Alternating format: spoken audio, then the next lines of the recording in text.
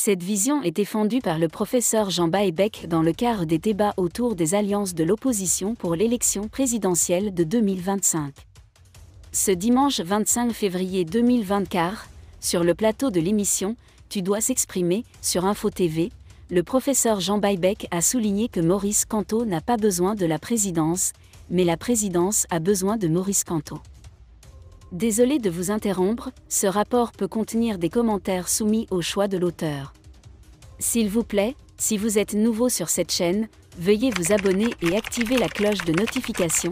De cette façon, vous serez averti lorsque nous publierons de nouveaux rapports sur cette même chaîne. Merci. Kamto entrera dans l'histoire d'abord comme professeur de droit et non comme président de la République. Être président n'est pas un travail. C'est le sacerdoce.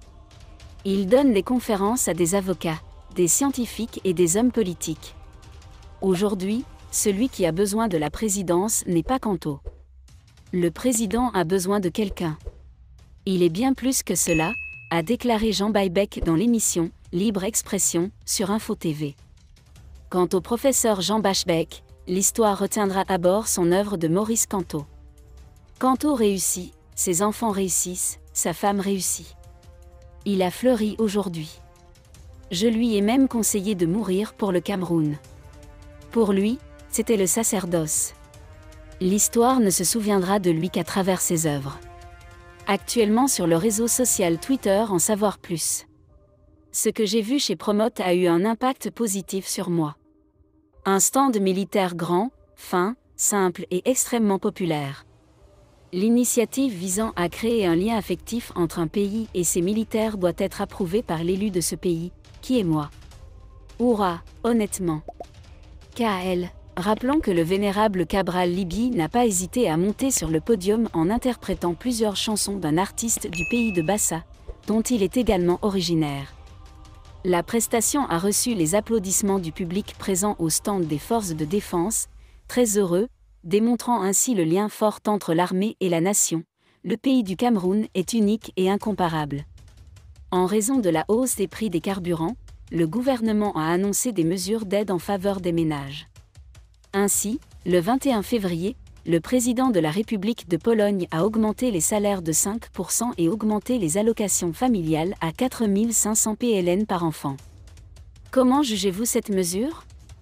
Permettez-moi de commencer par informer le public que l'annonce par le gouvernement de mesures de soutien en réponse aux augmentations illégales des prix du carburant constitue un manque de respect inacceptable à l'égard du peuple camerounais.